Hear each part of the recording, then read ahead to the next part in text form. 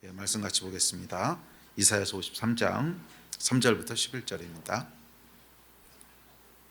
53장 3절로 11절입니다. 우리 다 같이 한 목소리로 읽겠습니다. 시작. 그는 멸시를 받아 사람들에게 버림받았으며 간고를 많이 겪었으며 질고를 아는 자라. 마치 사람들이 그에게서 얼굴을 가리는 것 같이 멸시를 당하였고 우리도 그를 귀히 여기지 아니하였도다.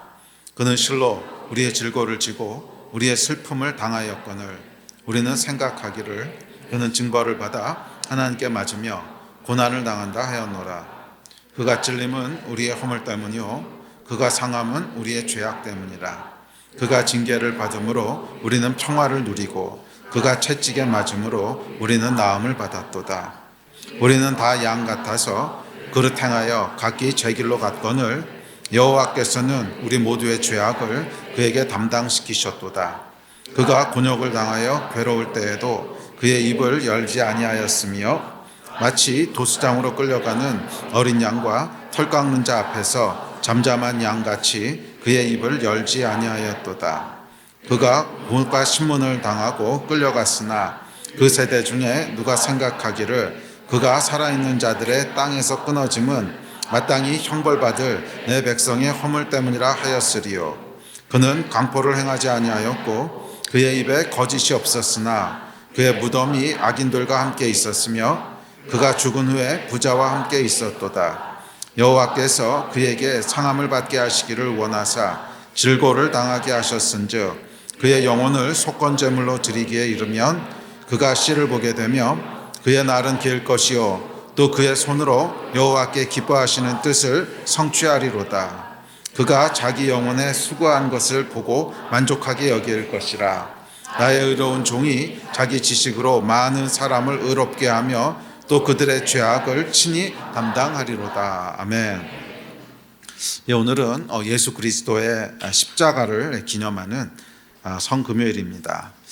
십자가는 여러분 복음의 가장 핵심이 되는 그런 것입니다. 그래서 십자가는 많은 것을 계시하고 있고 감추어졌던 많은 것을 드러냅니다. 그래서 십자가에는 계시가 있고 십자가에는 하나님의 메시지가 있습니다. 그래서 오늘은 이 십자가를 살펴보면서 십자가가 계시하고 있는 진리들이 무엇인가, 십자가가 우리에게 전하고 있는 메시지가 무엇인가 하는 것을 함께 살펴보면서 저와 여러분 가운데 십자가의 능력이 풀어지기를 기대합니다. 십자가는 여러분 크게 두 가지를 계시하고 있는데 하나는 인간에 대한 것이고 하나는 하나님에 대한 것입니다. 그러니까 십자가는 인간이 어떤 존재인지를 계시해주고 있고 또한 동시에 십자가는 하나님이 어떤 분이신가 하는 것을 우리에게 계시해주고 있습니다. 자, 첫 번째 계시부터 살펴봅시다. 자, 십자가는 인간이 어떤 존재라고 계시하고 있냐면 인간은 죽어 마땅한 존재라는 거예요. 예수께서 십자가에 돌아가신 것은 예수의 죄 때문이 아니라 거기에 마땅히 달려야 될 우리의 죄 때문이죠. 그러니까 타락한 인간은 그런 존재라는 거예요. 그러니까 십자가가 계시하고 있는, 특별히 인간에 대해서 계시하고 있는 첫 번째 진리는 뭐냐면 인간은 죄인이라는 것입니다. 죄로 인하여 죽어 마땅한 존재라 하는 것이 십자가의 첫 번째 메시지입니다. 여러분, 죄의 가장 큰 특징은 현실을 왜곡하는 것입니다. 그래서 죄는 어떻게 되냐면 자신에 대해서는 너그럽고요, 타인에 대해서는 엄격하게 합니다. 이게 죄예요. 죄의 본질은 자기중심성이기 때문에 그렇습니다. 그러니까 죄라고 하는 것이 뭐냐면 선악과가 어떻게 시작됩니까? 옳고 그른 것을 내가 결정하겠다는 데부터 시작하는 거잖아요. 그러니까 하나님의 절대적이고 객관적인 기준을 떠나서 내가 선과 악을 결정하겠다고 하는 것이 죄의 시작이고 죄의 뿌리입니다. 그리고 결과는 뭐냐면 나에 대해서는 너그럽고 다른 사람에 대해서는 엄격한 거예요. 그것이 내가 정하는 선악의 기준입니다.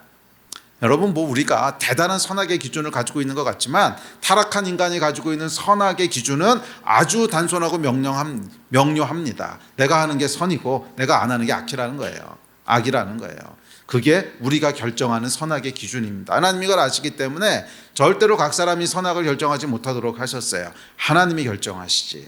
그런데 선악과는 뭐냐면 내가 중심이 되겠다는 것입니다.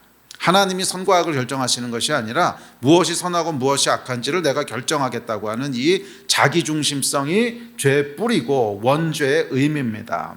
그러니까 당연히 이 죄는 어떤 모습으로 나타나겠어요? 자기에 대해서는 너그럽고 타인에 대해서는 엄격한 모습으로 나타납니다. 이게 죄의 본질입니다. 그래서 원죄의 본질은 뭐냐면 자신을 정당화하는 거예요. 내가 한 것은 옳아, 나는 옳아 하는 것이 원죄의 본질입니다. 죄의 본질은 나를 정당화하는 것입니다. 그래서 이 자기 정당화로 인해서 죄는 현실을 왜곡합니다.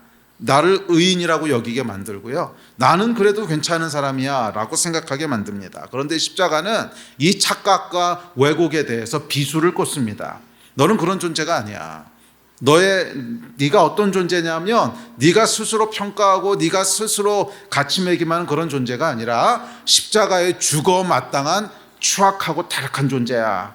이것이 십자가가 전하는 첫 번째 계시입니다. 그래서 우리는 십자가 앞에서 이 계시를 받아야 돼요.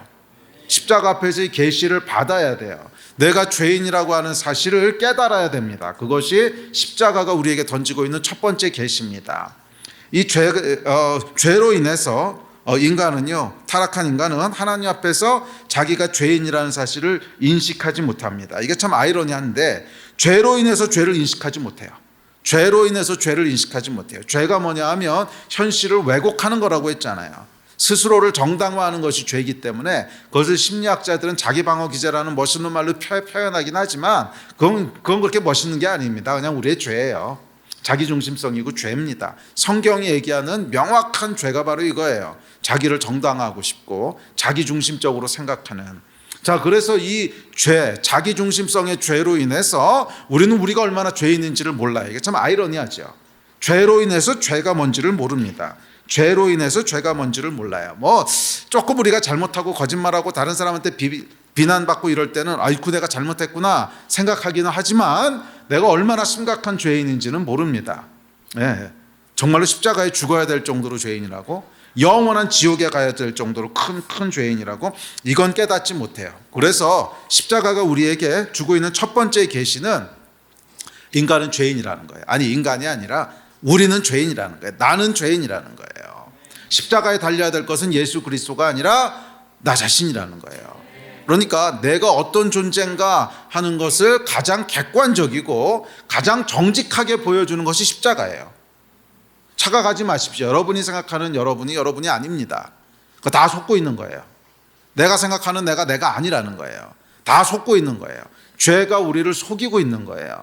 자기 중심성으로 말미암아 우리는 끊임없이 자기를 미화하고 끊임없이 자기를 정당화한다는 거예요. 그래서 그리고 반대로 얘기하면 다른 사람들에 대해서는 엄격해요. 다른 사람에 대해서는 아주 엄격하고 나에 대해서는 아주 너그럽습니다. 똑같은 잘못을 해도 사람이 그럴 수도 있지 나에 대해서는 이렇게 얘기하면서 타인에 대해서는 사람이 어떻게 그럴 수가 있어 이렇게 하잖아요. 이상하다. 말은 똑같은데 톤이 다르죠. 나에 대해서는 사람이 그럴 수도 있지 라고 얘기하면서 타인에 대해서는 사람이 어떻게 그럴 수가 있어. 똑같은 일을 해도 그게 이제 죄라는 거예요. 자, 이 자기 중심성으로 인해서 죄가 만들어내는 결과가 있는데 그 결과의 대표적인 특징은 뭐냐면 죄가 만들어내는 대표적인 특징은 억울함이에요. 그래서 이제 어떤 분은 죄는 억울함이라고 이제 묘사하기도 하는데 저는 크게 틀린 말은 아닌 것 같아요. 결국 죄는 선과 악을 내가 결정하는 것이고 그 자기 중심성이 죄의 뿌리인데 이 죄의 뿌리가 만들어내는 가장 직접적인 결과는 뭐냐면 억울함입니다. 그리고 십자가가 대변하는 게 뭐예요? 억울함이잖아요. 죄가 없으신, 죄와는 전혀 상관없으신 예수 그리스도께서 다른 이들의 죄 때문에 십자가에 돌아가시는, 이게 십자가가 상징하고 대표하는 거잖아요. 그래서 죄는 억울함을 만들어냅니다. 이 억울함이 죄의 본질인데, 자, 그래서 공의로운 하나님께서는 이 죄를 싫어하세요. 공의로우신 분이시니까 억울함이 생기면 안 되는 거예요.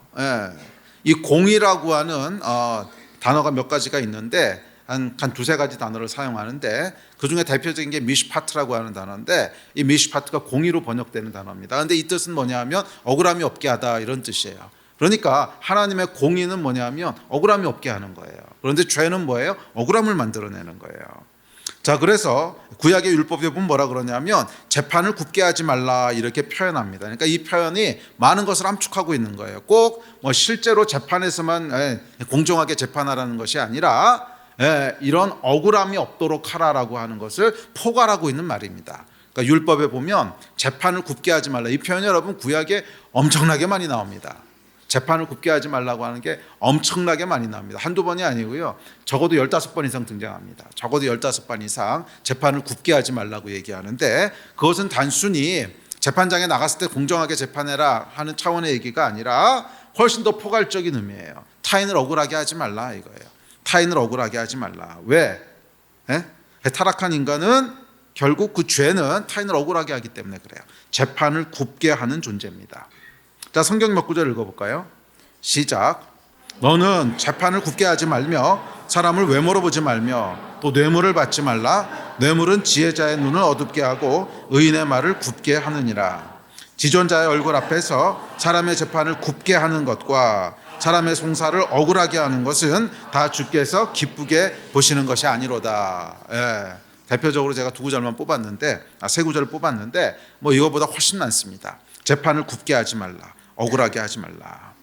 사람은 나에 대해선 또는 우리 편에 대해선 관대하고요, 상대에 대해선 또는 상대편에 대해선 엄격합니다. 이게 죄고 이것은 억울함을 만들어내는데, 자, 이 억울함이 뭐라고요? 죄의 본질이라고. 죄의 본질이고 동시에 십자가의 본질입니다.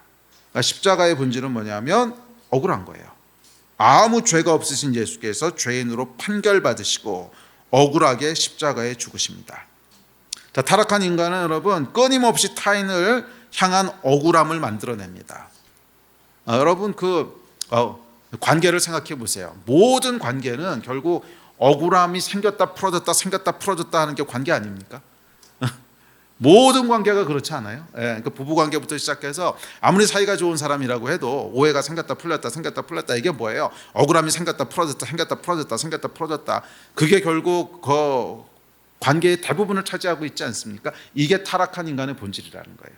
계속 누군가를 억울하게 만들고, 그럼 그걸 뭐 어떻게 또 풀어요? 그럼 또 금방 다른 억울함이 생기고, 재판을 굽게 하는, 자, 재판을 굽게 합니다. 구약 성경에 수도 없이 나오는 경고입니다. 그리고 이런 상대를 향한 구분 재판이 예수를 십자가에 달리게 하는 것은 결코 우연이 아닙니다. 그러니까 예수께서도 여러분 구분 재판을 받으시지요. 금요일날 잡히셔가지고 밤에 잡히셔가지고서 그 다음날 이제 새벽에 돌아가시거든요. 그러니까 이게 여러분 공정한 재판이 아닌 거예요. 아니, 세상에 그렇게 빨리 재판하는 게 어디 있습니까? 정당하지도 않고, 과정도 정당하지 않고, 증거도 정당하지 않고, 아주 전형적으로 잘못된 구분 재판을 받으셔서 십자가에 달리신 것이 우연이 아닌 거지요. 이게 죄가 무엇이고 십자가가 무엇인지를 정확하게 상징하고 보여주고 있는 것입니다. 우연이 아니죠. 자, 구분 재판, 억울함은 죄의 본질이고 십자가의 본질이기 때문에 그렇습니다. 죄는 이 땅에서 억울함을 만들어내고 그 억울함이 예수를 십자가에 못 박습니다. 그래서 십자가가 계시하고 있는 첫 번째 진리는 인간은 죄인이라는 거예요. 그리고 그 죄가 억울함을 만들어낸다고 하는 것이, 억울함이 죄의 본질이라고 하는 것이 십자가가 우리에게 계시하고 있는 첫 번째 진리입니다. 자, 두 번째로 넘어갑시다. 자, 두 번째는 이제 하나님이 어떤 분이신지를 십자가가 계시하고 있습니다. 자, 이런 타락한 죄에 대한 이 하나님의 반응이 있으신데, 첫째는 뭐냐면 십자가가 계시하고 있는 하나님은 공의로우신 분이시라는 거예요. 공의의 하나님이시라는 거예요. 자, 인간의 구분 재판과 그것이 만들어내는 억울함을 하나님께서는 그냥 관가하지 않으신다는 거예요. 그 불의를 반드시 심판하시고 그에 맞게 보응하시는 분이십니다. 자, 성경은 이렇게 얘기합니다. 시작.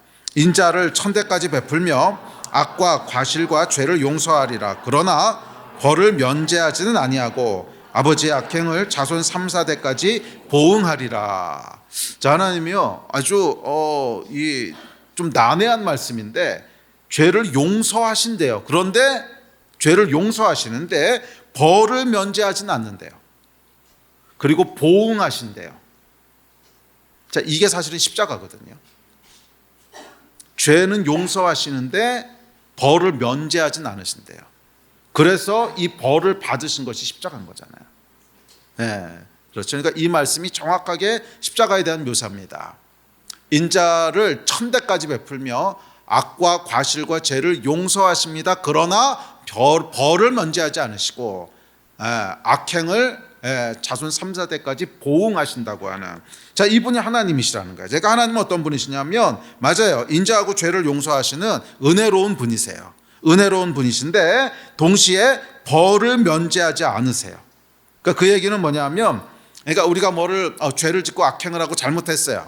근데 하나님께서 은혜로우신 분이시니까 에이 모르겠다, 됐다 그냥 넘어가자, 없던 걸로 하자, 이렇게 하실 수 없는 분이시라는 거예요.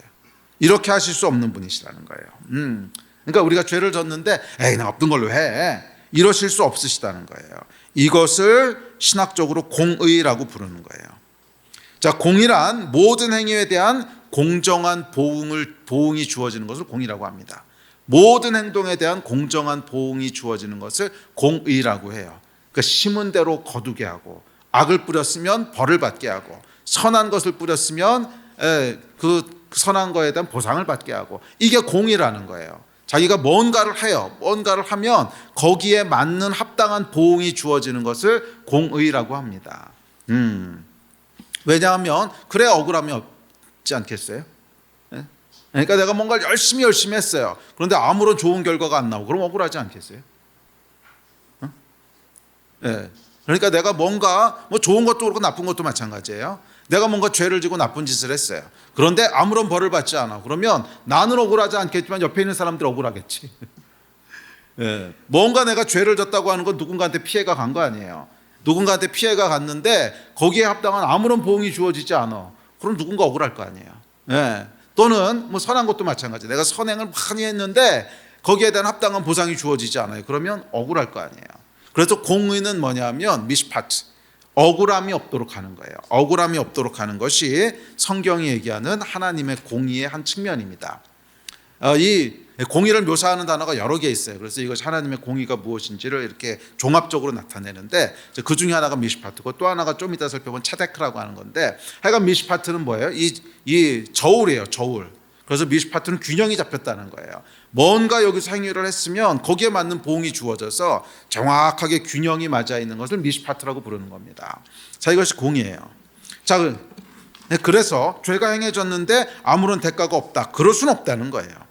망치로 콱 내려쳤는데 아무것도 부서진 것이 없다, 이럴 수가 없듯이, 죄가 행해졌는데 아무 결과가 없다, 그럴 수는 없다는 거예요.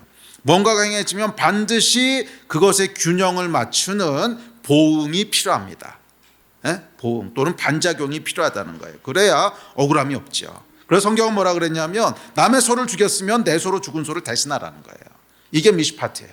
남의 소를 죽였으면 거기에 합당한 보응이 있어야 되는데, 그 보응은 뭐예요? 내 소를 가지고 남의 그 죽은 소를 보상하라는 거예요. 대신하라는 거예요. 그게 보응입니다. 그러니까 이게 미시파트예요.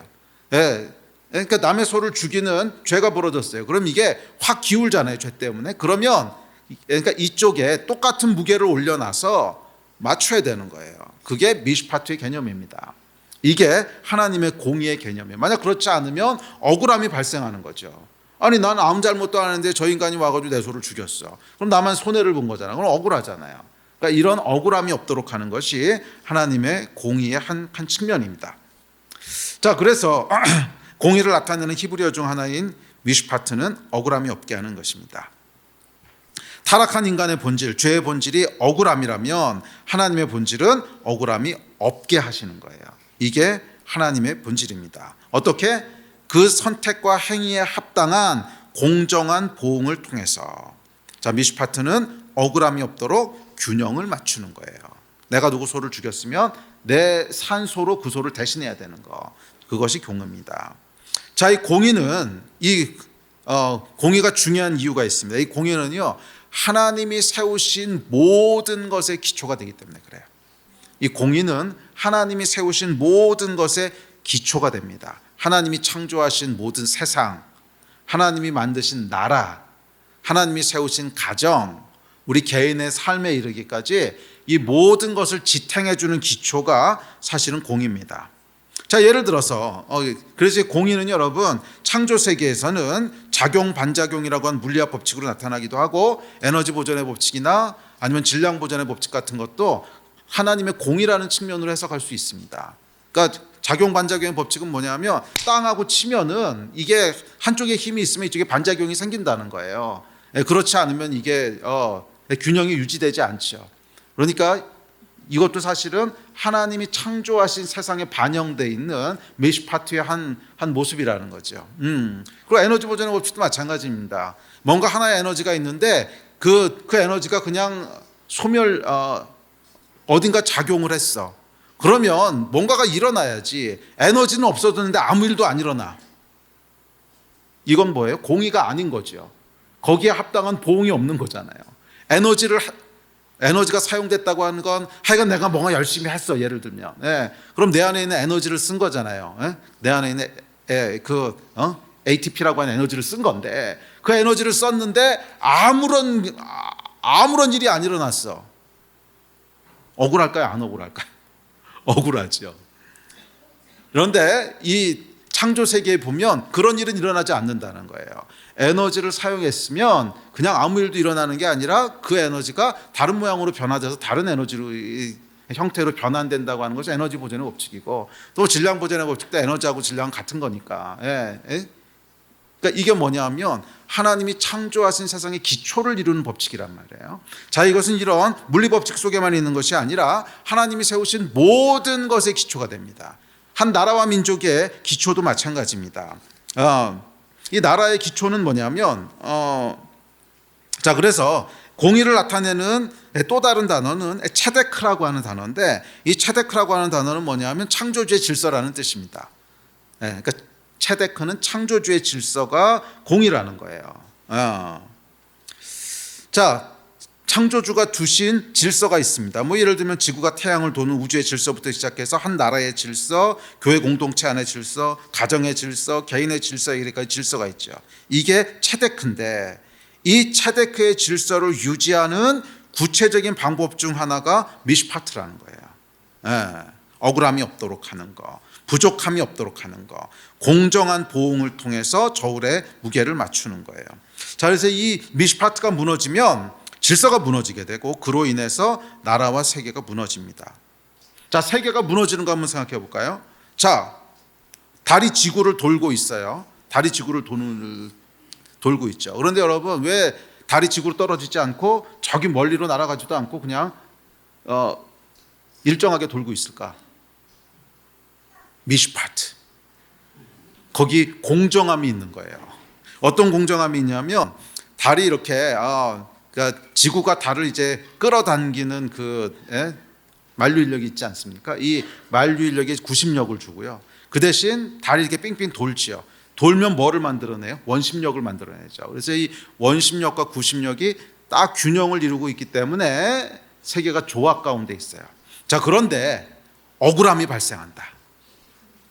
억울함이 발생하는 건 뭐냐면 달이 열심히 지구 주위를 도는데 원심력이 안 만들어져. 달이 열심히 지구 주위를 도는데 원심력이 안 만들어져. 억울하죠, 달은. 열심히 달렸는데 원심력이 안 생긴 거 아니야. 그러면 이 억울함에 대해서 무슨 일이 벌어지죠? 달이 지구로 떨어지는 거죠. 그러면 이제 인류는 파멸을 맞게 됩니다. 그러니까 우스운 얘기 같지만 이게 창조주의 공의라고 하는 것은 창조 세계의 기초라는 거예요. 억울함이 없도록 한다고 하는 것은 창조 세계의 기초라는 거예요. 자, 그래서 이게 뭐냐면 뭔가 했는데 그 행위에 대한 정당한 대가가 주어지지 않을 때, 달이 열심히 돌았는데 열심히 돈 거에 대한 정당한 대가는 뭐예요? 원심력이 주어져야 되는 거죠. 그런데 열심히 돌았는데 원심력이 안 주어져. 그럼 망하는 거죠. 대참사가 일어나는 거죠. 창조 세계가 무너집니다. 자, 이것은 여러분 나라도 마찬가지예요. 한 나라는 법이 있습니다. 법은 뭐냐면 균형을 잡아주는 미시파트예요. 억울함이 없도록 하는 거예요. 그런데 이 공의가 무너지면 어떻게 될까요? 죄를 졌는데 그냥 없던 거로 해. 그럼 어떻게 되겠어요? 앞으로 누구도 그 법을 지키지 않지 않겠어요? 앞으로 누구도 그 법을 지키지 않을 거예요. 뭐 사기를 쳐도 괜찮고 도둑질을 해도 괜찮고 심지어 사람을 죽여도 괜찮고 그냥 없던 것으로 한다면 여러분 나라가 설 수 있을까요? 그러니까 이게 여러분 미시파트라고 하는 건 뭐냐면 창조 세계의 기초예요. 기초. 네? 자 아까 우리가 그 달 얘기를 했지만 네? 미시파트가 깨지게 되면 무슨 일이 생기냐면 창조 세계가 무너지는 거예요. 창조 세계가 무너지는 거예요. 그러니까 달이 열심히 뛰어다닌 거에 대한 공정한 보상이 주어져야지. 달이 열심히 지구를 뛰어다녔는데 거기에 대한 공정한 보상이 주어지지 않으면 그 공정한 보상은 물리적으로는 원심력이라고 그랬죠. 이거 이렇게 빙빙빙 돌리면 애가 이렇게 팍 튕겨나가는 힘이 생기잖아요. 그 튕겨나가는 힘이 원심력인데 이게 안 생긴다면 어떻게 해서 열심히 돌렸는데 튕겨나가는 힘이 안 생겨. 미시파트가 깨진 거죠. 그러면 이게 튕겨나가는 힘이 없으니까 흐물흐물하면서 이쪽으로 떨어지겠지 뭐. 그럼 대참사가 일어나듯이 하나님이 세우신 모든 세계의 기초는 공입니다. 미시파트라는 거예요. 나라도 마찬가지예요. 한 나라 안에 미시파트가 깨지게 되면 억울함이 생기면 그래서 재판을 굽게 하지 말라는 거예요. 재판을 굽게 하게 되면 무슨 일이 생기냐면 미시파트가 깨져버려요. 죄를 졌는데 죄에 대한 공정한 대가가 주어지지 않아. 죄를 졌는데 죄에 대한 공정한 형벌이 주어지지 않아. 그럼 무슨 일이 생기는 거예요? 미시파트가 깨지는 거예요. 그럼 그 다음부터는 아무도 그거에 대해서 신경 쓰지 않을 거예요. 뭐 어차피 이렇게도 그냥 없던 거로 외교로 지나갈 텐데 뭐. 그러면 나라가 서겠냐고요. 나라는 다 무너지게 될 겁니다. 이게 기초기 때문에 그래요. 나라의 기초가 무너집니다. 자, 그렇게 하나님은 재판을 굽게 하지 말라는 거예요. 자, 재판을 굽게 하면 일단 이게 뭐예요? 죄가 있는데 벌을 주지 않아요. 그럼 억울함이 생기겠죠. 그리고 그 억울함은 나라의 기초를 무너뜨리고 그렇게 됩니다. 더욱이 이 굽게 하는 재판은요 이상한 억울함을 재생산합니다. 자, 예를 들어서 사기를 치다가 걸려서 유죄를 선고받았습니다. 그런데 뭐 당연한 공의의 결과지요. 뭐 사기를 쳤으니까 이 사람 벌을 받아야지. 그런데 이 사람이 뭐라고 생각하냐면 아니 나만 사기 쳤습니까? 저 인간도 사기 쳤는데 저 인간은 지난번에 괜찮다고 넘어가더니 왜 나한테만 그럽니까? 이 여러분 말이 되는 듯 안 되는 듯 이상하지 않아요? 말이 되는 듯 안 되는 듯 이상하죠. 그러니까 이 사람만 놓고 보면 사기 쳤으니까 당연히 벌을 받아야지. 그게 공인 것 같은데 뭐라고 얘기하냐면 아우 저 사람은 지난번에 나보다 훨씬 큰 사기를 쳤습니다. 나의 한 100배 정도 사기를 쳤는데 근데 아무 벌도 안 받았잖아요. 근데 왜 나한테만 이럽니까? 그러면 여러분 이상한 억울함이 생기죠. 이게 억울하면 안 되는 거거든. 억울하면 안 되는 거죠. 자기가 사기를 쳐서 벌 받는 건데 왜 억울해? 그런데 한번 미시파트가 깨지고 나니까 억울하면 안 되는데 억울함이 생겨요. 이게 이상한 억울함을 재생산하는 거예요. 그래서 여러분 죄는요 미시파트가 깨진 것은 끊임없이 억울함을 재생산합니다. 이전보다 더 큰 억울함들을 계속 재생산해요. 그리고 이 억울함은 무엇을 낳냐면 분노를 낳아요. 그렇죠. 억울하니까 분노가 올라오는 거죠. 그 분노로 인해서 한 사회가 무너지게 됩니다. 이게 이제 미시파트라고 하는 기초가 깨졌을 때 일어나는 현상입니다. 자, 그래서 하나님께서는 이 공의로 인해서 십자가를 선택하시는 거예요. 십자가를 선택하시는 거예요.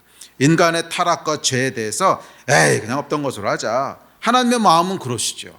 당연히 하나님의 마음은 우리를 사랑하시니까 그래 내가 용서해 줄게 그러고 넘어가실 수 있으시지만 이러실 수 없는 것은 만약 하나님이 그렇게 하신다면 창조 세계와 하나님의 나라와 이 땅에 존재하는 모든 나라들과 공동체와 그리고 개인과 이 질서가 기초가 다 무너지는 거예요. 이후에는 어떤 질서도 세워질 수 없어요. 그전에는 없던 것으로 해주신 다음에 지금은 왜 그러십니까? 이러면 또 이상한 종류의 억울함이 생기잖아요. 여러분 이게 은혜를 잘못 이해하면 또 이런 태도가 나오거든요. 지난번에는 용서해 주신 다음에 이번엔 왜 이러십니까? 여러분 이상한 종류의 억울함이죠. 자, 그래서 이런 이 공이라고 하는 기초가 깨지고 나면 결국 모든 모든 기초가 무너집니다. 나라도 무너지고 개인도 무너지고 전부 다 무너지는 거예요. 그렇기에 비록 하나님은 은혜와 사랑의 하나님이실지라도 죄를 간과하실 수 없으십니다. 죄의 삭은 사망이라고 말씀하셨기 때문에 죄에 대한 대가, 죽음의 삭은 반드시 치러야 됩니다. 이게 예수 그리스도의 십자가예요. 그래서 예수님의 십자가는 하나님의 공의가 계시되어 있습니다. 하나님의 공의가 계시되는 거예요. 죄에 대해서는 반드시 내가 보응해. 나는 미시파트의 하나님이야. 나는 절대로 일어난 일에 대해서 아무런 보응이 없이 지나가지 않아. 그것이 선한 일이든 아니면 악한 일이든지 간에 나는 정확하게 보응하는 미시파트의 하나님이야. 그걸 보여주고 있는 것이 십자가죠. 그래서 십자가는 하나님의 사랑과 하나님의 공의가 동시에 계시되는 하나님의 지혜예요. 하나님의 지혜예요. 공의를 지키심으로 세상의 기초를 유지하시면서 그 위에 하나님의 사랑이 함께 드러나는 그것이 십자가입니다. 자, 그래서 십자가가 계시하는 세 번째 진리는 뭐냐면 하나님은 은혜 하나님이시라는 거예요. 공의가 세상의 중요한 기초기는 하지만 그것은 차갑고 무정한 기초입니다. 그래서 만약에 공의만이 유일한 하나님의 속성이라면 인간은 어떤 실수도 용납받을 수 없는 그런 세상이 되어버립니다. 자, 그래서 공의라고 하는 것은 인간의 어떤 실수도 용납하지 않는 그런 차갑고 무정한 기초입니다. 만약에 하나님께 공의만 있다면 우리는 두려움 속에서 불안한 삶을 살아야 할 것입니다. 그런데 감사하게도 하나님께서는 공의로우시지만 동시에 은혜로우신 분이세요. 우리의 모든 죄를 짊어지시고 그 모든 값을 십자가에서 치르십니다. 이게 예수 그리스도의 십자가입니다. 우리가 지은 죄, 그 죄로 인해 깨어진 균형을 십자가를 통해 다 맞추시는 거예요. 죄로 인해서 파생된 모든 억울함을 십자가에서 짊어지심으로 그 억울함을 상쇄시키시는 거예요. 할렐루야. 그렇게 이제 하나님께 그러니까 지금 그렇게 하나님께서 죄 그냥 없던 걸로 해 라고 말씀하셔도 불의하지 않습니다. 왜? 죄에 대한 보응을 치르셨거든. 죄에 대한 보응을 치르셨거든. 그래서 더 이상 사단의 참소가 우리를 끌어당기지 않습니다. 하나님께서 그래 너희의 모든 죄가 용서됐어. 너희가 무슨 짓을 하든지 간에 오케이 라고 말씀하셔도 하나님의 공의가 무너지지 않는다는 거예요. 이미 하나님께서 그 공의에 해당하는 그 보응을 십자가에서 치르셨기 때문에 그렇습니다. 자, 그러므로 여러분 우리는 죄로 인해서 위축될 필요 없습니다. 죄로 인해서 정죄할 필요도 없습니다. 합법적이고 공의롭게 우리의 모든 죄를 예수께서 십자가에서 처리하셨습니다. 이게 하나님의 은혜입니다. 아멘. 자, 네 번째 계시가 있습니다. 자, 네 번째 계시는 뭐냐면 하나님은 은혜의 하나님이실 뿐만 아니라 구원의 하나님이시라는 거예요. 자, 십자가의 네 번째 계시는 뭐냐면 하나님은 구원의 하나님이시라는 거예요. 자, 은혜의 하나님이 우리를 죄책감으로부터 자유케 한다면 구원의 하나님은 구체적인 죄의 고통과 능력으로부터 자유케 하는 겁니다. 이 차이를 아시겠어요? 자, 앞서 이야기했듯이 죄는 결과가 있습니다. 그 결과는 억울함이고 고통이고 그리고 결국은 사망이죠. 자, 그리고 이런 억울함과 불의함과 고통이 삶의 기초를 무너뜨립니다. 자, 예를 들어서 개인의 삶의 죄의 결과가 쌓여요. 뭐 그것이 본인의 죄든 아니면 부모의 죄든 아니면 세상의 죄든 남의 죄든 하여간 죄의 파괴적인 결과들이 쌓이면 결국 삶이 무너집니다. 뭐 예를 들어서 본인의 죄로 인해서 뭐 친한 사람들과의 관계가 깨진다든지 아니면 뭐 부모님이 태어나 보니까 알코올 중독자였고 막 그러신 분이야. 예. 그래서 부모님의 그 죄 때문에 뭐 어려서부터 상처 가운데 자란다든지 아니면 뭐 그도 아니지만 그냥 쌓여온 죄들이 있잖아요. 뭐 세상에 만연한 죄 때문에 뭐 예를 들어서 음주운전하는 사람이 사고를 내가지고 내가 불구가 됐다든지 장애인이 됐다든지 하여간 이런 죄가 삶에 죄의 결과들이 쌓이고 쌓이고 쌓이면 이게 전부 다 억울함이잖아요. 쌓이면 결국 개인의 삶의 기초가 무너집니다. 그래서 삶이 무너지게 되죠. 뭐 가정도 마찬가지입니다. 뭐 가정에 그 가정 구성원들의 죄든 아니면 외부의 죄든 아니면 아까 얘기했던 무슨 강도가 들든 만약 음주운전한 사람이 사고를 내가지고 가장이 돌아가시던 하여간 이런 죄의 결과들이 쌓이게 되면 가정이 무너지게 되죠. 자, 이와 마찬가지로 한 나라와 민족도 마찬가지예요. 한 나라와 민족 안에 죄의 결과들이 쌓이면 이 나라와 민족 안에 죄의 결과들이 쌓이는 것은 구체적으로 구분 재판이에요. 구분 재판으로 말미암아 공의의 기준들이 무너지는 거예요. 구분 재판으로 말미암아 공의롭지 못한 재판으로 말미암아 이 기초가 무너지게 되면 결국 나라는 무너진다는 거예요. 결국 나라는 무너지게 된다는 거예요. 자, 이런 이제 그 구분 재판들은 무엇을 만들어냅니까? 억울함을 만들어내죠. 이 억울함은 결국 뭘 만들어내요? 분노를 만들어내요. 그럼 여러분 한 사회와 한 나라 안에 계속 분노가 축적되면 사회가 병들게 되죠. 그럼 결국 무너지게 되지 않겠습니까? 그래서 개인도 가정도 사회도 죄로 인해서 무너져 내립니다. 이게 타락한 세상의 현실이라는 거예요. 그러니까 우리가 살아가는 세상은 무너져 내리고 있는 세상인 거예요. 우리 개인의 삶도 뭐 내가 혼자서 의롭게 산다 그래서 되는 문제가 아니죠. 이 죄라고 하는 것은 여러분 뭐 대상을 가리지 않습니다. 죄는 뭐라 그랬어요? 억울함이라니까. 내가 죄져서 그 죄에 대한 결과를 내가 책임진다. 이건 억울한 게 아니지. 당연한 거지. 근데 죄는 억울함이라고 하는 건 뭐냐면 굉장히 무작위적으로 움직인다는 거예요. 그러니까 아까도 얘기했지만 뭐 음주운전은 이 사람이 했는데 억울함은 이 사람한테 생기는 거. 그런 게 죄거든요. 그러니까 한 사회 속에 세상 속에 죄가 계속 만연하고 있다고 하는 것은 뭐냐면 우리 가운데 억울함이 계속 쌓여가고 있다는 거고, 억울함이 계속 쌓여가고 있다고 하는 것은 기초가 계속 무너지고 있다는 거예요. 개인의 삶도 가정도 사회도 계속 무너지고 있다는 것입니다. 그런데 여기에 복음이 있습니다. 이 무너지는 세상 속에서 하나님은 우리를 구원하시는 구원의 하나님이시라는 거예요. 그게 십자가가 계시하고 있는 것입니다. 자, 하나님께서는 그저 죄를 향해서 내가 너를 용서하노라 그러시군 이렇게 하고 아무것도 안 하고 기다리시는 분이 아니라 죄가 만들어내는 모든 파괴적인 고통과 저주로부터 우리를 구원하시는 분이시라는 거예요. 이게 십자가의 진짜 능력입니다. 우리를 구원하시는 분이시라는 거예요. 자, 하나님께서는 인간의 몸을 입으시고 죄가 만들어내는 사망의 고통의 한복판으로 들어오셨습니다. 그리고 죄를 향해 정면으로 맞서십니다. 죄가 만들어내는 고통과 죄의 결과인 억울함과 그의 최종적인 결과인 사망을 향해서 정면으로 선포하십니다. 다음 구절 같이 읽어볼까요? 시작. 사망아 너의 승리가 어디 있느냐? 사망아 내가 쏘는 것이 어디 있느냐? 우리 주 예수 그리스도로 말미암아 우리에게 승리를 주시는 하나님께 감사하노니. 할렐루야.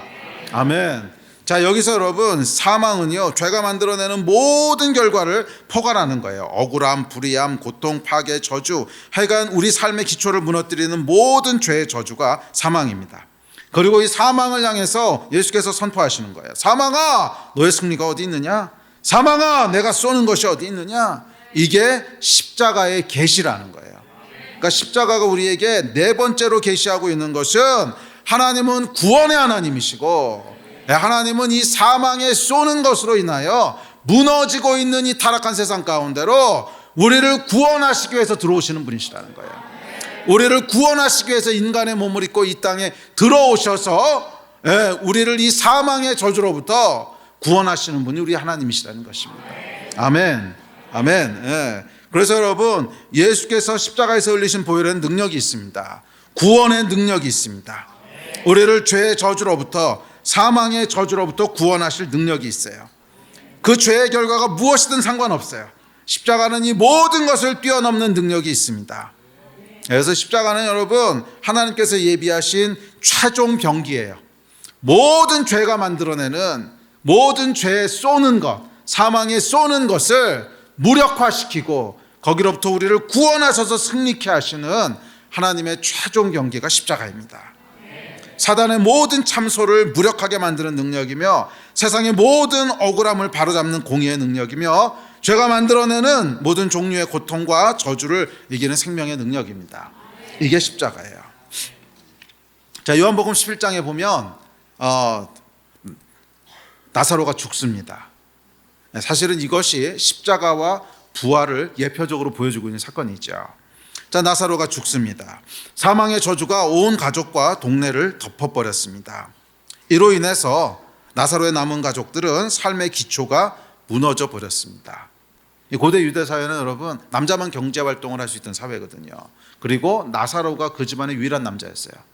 그러니까 나사로가 죽는다고 하는 것은 그냥 사랑하는 가족 한 사람이 죽는 것과는 또 다른 차원의 문제입니다. 이 가족의 삶의 기초가 다 무너지는 거예요. 삶의 기초가 다 무너지는 그런 사건이었습니다. 자, 가족들의 마음은 슬픔과 동시에 억울함으로 가득했을 겁니다. 아니 이 젊은 오라비가 아니 다른 사람은 60, 70 잘 사는데 왜 이 젊은 오라비가 하필이면 이 사람만 병에 걸려가지고서 이제 죽었을까? 뭐 이런 여러분 억울함이 있지 않았겠어요? 항상 여러분 죽음이 역사할 때 보면, 사망이 역사할 때 보면 슬픔만 있는 게 아니에요. 항상 억울함이 같이 따라와요. 그렇지 않습니까? 물론 뭐 사고로 죽었거나 뭐 그럼 당연히 억울하겠죠. 누군가에게 피해를 입힌 사람이 있으니까. 근데 그렇지 않고 뭐 질병에 걸려서 돌아가시거나 그래도 그 안에 억울함이 올라옵니다. 왜 사랑하는 우리 뭐 남편만, 사랑하는 우리 아내만, 뭐 이런 억울함이 올라오죠. 이 억울함이 여러분 왜 올라오냐면 결국 사망은 그 뿌리가 죄에 있기 때문에 그래요. 그 뿌리가 죄에 있기 때문에 그래요. 그래서 죄는 항상 억울함을 만들어내거든요. 근데 이것은 여러분 어떤 억울함일까 잘 생각해 보세요. 왜 죽음이 역사하면 항상 억울함이 따라오는가? 우리의 존재는 여러분 영원한 존재이기 때문에 그런 거예요. 원래 영원한 존재인데 사망이 그 영원함을 끊어버리는 것 같거든. 그러니까 거기서부터 이게 존재적인 억울함이 올라오는 거거든요. 존재적인 억울함이 올라오는 거예요. 자, 근데 여하튼지 간에, 자, 그래서 이 나사로의 죽음 가운데도 슬픔과 동시에 억울함이 있습니다. 영원한 존재인 우리의 삶을 단절시키는 그 죽음, 사망, 죄로 인한 슬픔과 억울함이 나사로의 집을 가득 덮고 있었습니다. 다음 절 시작.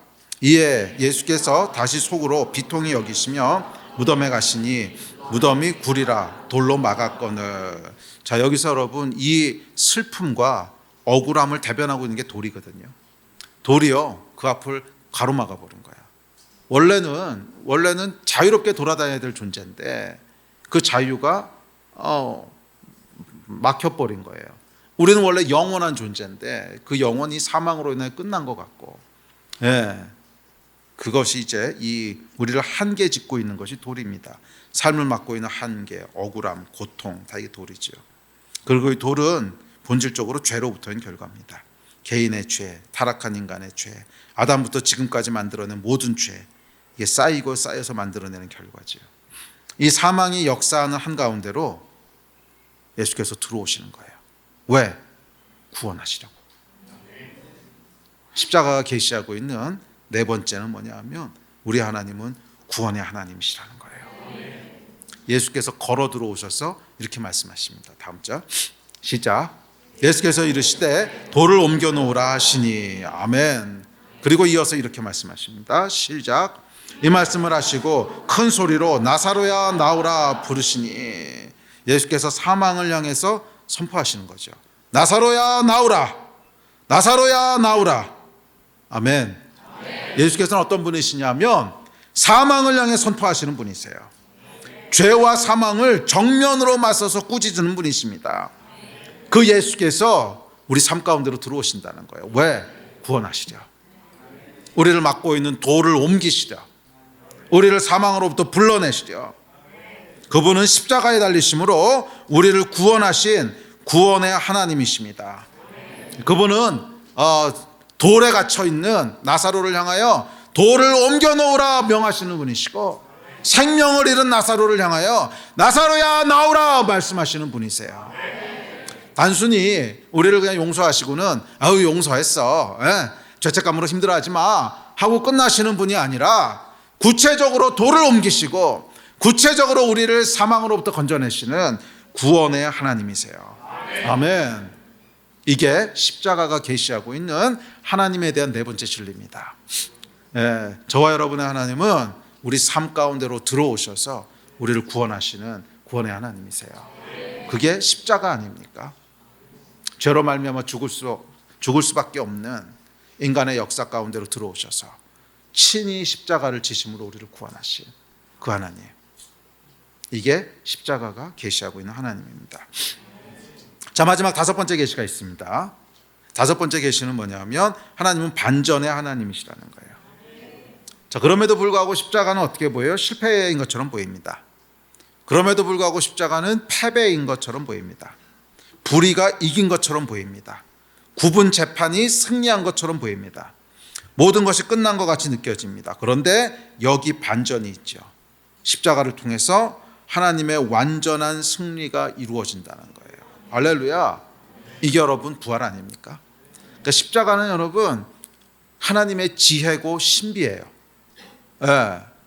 모든 사람의 눈에는 실패처럼 보이고 패배처럼 보이고 끝난 것처럼 보이고, 그래서 이 원수마귀도 뭐예요? 십자가를 보면서 자기가 승리했다고 착각하잖아요. 십자가를 보면서 내가 이겼어, 거짓이 이겼어, 어둠이 이겼어 라고 기뻐서 소리를 지르는데 사실은 그게 사단을 영원히 멸하시는 하나님의 완전한 승리에 이르는 길이었잖아요. 그러니까 십자가에는 여러분 우리가 다 이해할 수 없는 하나님의 반전의 비밀이 있어요. 그래서 십자가가 계시하고 있는 하나님 어떤 분이시냐면 반전의 하나님이시라는 거예요. 반전의 하나님이시라는 거예요. 여러분, 이 죄의 능력은요 결코 만만치 않습니다. 죄가 만들어내는 고통, 죄가 만들어내는 파괴, 죄가 만들어내는 억울함은 실로 무시무시합니다. 심지어 하나님의 아들을 못 박잖아요. 심지어 하나님의 아들을 못 박잖아요. 아니, 하나님의 아들도 십자가에 못 박히시는데 과연 누가 이걸 감당할 수 있겠습니까? 죄의 능력은 여러분 우리가 생각하는 것보다 훨씬 큽니다. 그리고 그에 비해서 십자가는 초라합니다. 이 죄의 거대하고 크고 화려해 보이는 능력에 비하면 십자가는 무기력해 보이고 십자가는 무능력해 보입니다. 마치 오늘날 우리 모습 같지 않습니까? 거대한 죄의 파도 앞에서 불의가 판치고 구분 재판이 흥황하는 세상 속에서 우리 모습은 초라하고 우리 모습은 무능력해 보입니다. 그러나 잊지 말아야 할 게 있어요. 그것은 2000년 전 예수님의 모습도 그랬다는 거예요. 우리는 실패한 것 같고 우리는 뭔가 감당 못할 것 같고 뭔가 초라한 것 같고, 그런데 잊지 마세요. 2000년 전 예수님도 그러셨다는 거예요. 2000년 전 예수님도 그러셨다는 거예요. 예수께서 진리의 길을 고수하셨을 때 거기에 위로부터 하나님의 반전의 역사가 부어지는 거예요. 이게 하나님이 일하시는 방식입니다. 그러니까 예수께서는 당신의 힘으로 싸우신 게 아니었어요. 하나님의 힘으로 싸우셨지. 아멘. 그래서 여러분, 크리스천은요 이길 만한 싸움을 싸우는 자들이 아닙니다. 진리의 싸움을 싸우는 자들이지. 이걸 여러분 잘 분별하실 수 있어야 돼요. 이길 만한 싸움을 싸우는 게 아니에요. 진리의 싸움을 싸우는 거지. 죄의 능력은 우리의 능력을 훨씬 능가합니다. 어차피 우리 능력으로는 이 싸움에서 이길 수 없어요. 그 끝은 십자가의 죽음입니다. 그럼에도 예수께서 그 길을 가셨던 것은 하나님의 백성은 이길 만한 싸움을 싸우는 것이 아니라 진리이기 때문에 싸우는 거예요. 우리가 이 길에 서는 것은 이것이 나에게 유익하거나 이익이 되거나 아니면 이길만 해서 쓰는 게 아닙니다. 질 게 100% 확실해도 여기 쓰는 거예요. 왜? 하나님의 진리니까. 그게 십자가가 계시하는 거예요. 다시 한번 얘기합니다. 우리가 이 길에 서는 것은 진리이기 때문에 서는 것이지 이 길만 해서 서는 게 아니에요. 이게 우리한테 뭐 유리해서 서는 게 아니에요. 이 길에 서는 유일한 이유는 여기 하나님의 진리가 있기 때문에 서는 거지. 그렇지 않습니까? 예수께서 거기 서셨던 이유는 그 거대한 로마 제국과 그 거대한 정치 세력 앞에 이 길만 해서 서신 게 아니었어요. 그렇게 서시면 십자가에서 죽는 거 확정입니다. 확정. 이길 가능성 1%도 없었어요. 그럼에도 불구하고 예수께서 여기 서셨던 이유는 그것이 진리였기 때문이지. 그렇지 않습니까? 그것이 뭐 싸울만 해서 싸운 것이 아니에요. 이길 거라고 생각하고 싸우신 것도 아니에요. 진리이기 때문에 서는 겁니다. 이게 하나님 백성이 살아가는 방식이라는 거예요. 우리는 여러분 가능성을 보고 살아가는 게 아닙니다. 진리면 거기 그냥 서는 거예요. 우리는 그게 이길 것 같기 때문에 싸우는 싸움이 아닙니다. 진리이기 때문에 싸우는 거예요. 그것이 진리이기 때문에 거기 서는 겁니다. 기억하십시오 여러분. 하나님의 백성은, 크리스천은 이길 만한 싸움을 싸우는 자들이 아니라 진리의 싸움을 싸우는 거예요. 그리고 그렇게 할 때 그 진리 위에 결국은 하나님의 반전의 역사가 일어나는 거예요. 이게 십자가 아닙니까? 예수를 십자가에 못 박아놓고 구분 재판을 했던 자들, 원수 마귀 다 이겼다고 환호성을 지를 때 그곳에 놀라운 하나님의 반전의 역사가 일어났듯이 이게 하나님의 백성이 싸우는 방식이고요. 이게 하나님의 백성이 살아가는 방식입니다. 구분 재판이 우리를 아무리 억울하게 해도, 아무리 뭐 눈에 보이는 소망이 다 무너진 것 같고, 아무리 우리 어둠 가운데 있는 것 같아도 여전히 우리는 그냥 여기 서야 돼요. 여전히 하나님의 진리면, 하나님의 진리가 있는 곳이면 그곳에 서는 것이 십자가가 우리에게 주고 있는 메시지 아닙니까? 결국 원수들이 예수 그리스도를 십자가에 못 박아 죽인다 할지라도 여전히 예수께서 그 자리에 서실 수밖에 없었던 것은 거기 하나님의 진리가 있으니까. 거기 하나님의 진리가 있으니까.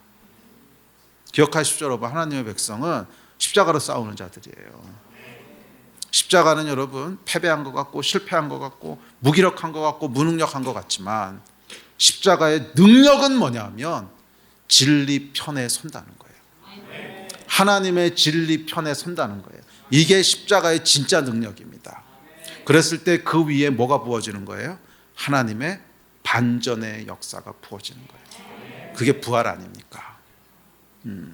부활은 여러분 진리의 편에 서는 자, 십자가의 자리에 서는 자들에게 주어지는 하나님의 특권입니다.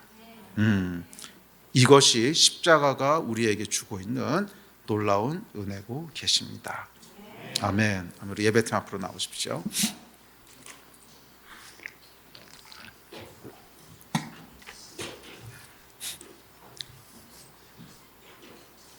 십자가는 여러분 기독교의 핵심입니다. 가장 중요한 복음의 내용들을 우리에게 계시하고 있어요. 우리가 죄인이라는 계시, 죄의 본질은 억울함이라고 하는 것, 그리고 그것이 모든 하나님의 이 하나님의 공의가 모든 창조 세계의 기초를 이루시기 때문에 절대로 하나님은 공의를 버리시지 않는다고 하는 것.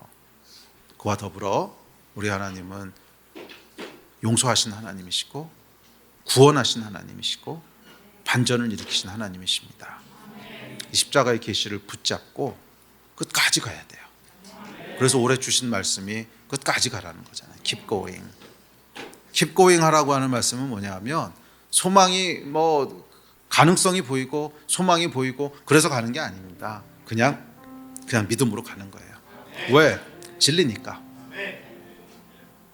진리니까. 우리가 여러분 멈추지 않고 끝까지 가는 이유는 진리이기 때문에 그런 것이지. 네? 아멘이십니까? 이 진리 편에 서시는, 그래서 세상이 우리를 십자가에 못 박는다고 할지라도 그래도 그냥 진리 편에 서는 거예요. 그것이 복음의 능력인 줄 믿습니다. 우리 다 같이 자리에서 일어나서 기도하십시다.